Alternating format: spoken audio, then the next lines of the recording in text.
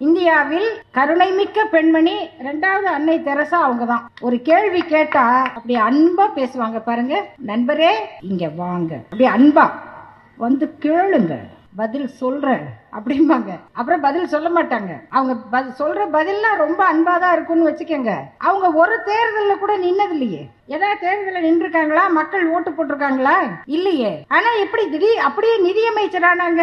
அதே கட்சியில ஒரு அம்மா தாமரை மலர்ந்தே தீரும் மலர்ந்தே தீரும்னு கத்தி கத்தி எல்லாரும் கேலி பண்ணாங்க. அவ்வளவு கேலிய வாங்கி தெரு தெருவா பிரச்சாரம் பண்ணி அந்த அம்மா வேணா நாங்க கவர்னரா வேற ஊருக்கு அனுப்புறோம், அமைச்சரா ஆக்க மாட்டோம். ஆனா தேர்தல்லையே நிக்காம டைரக்டா நிதியமைச்சர் ஆக்குறதுக்கு ஒரு ஜாதி வேணும்.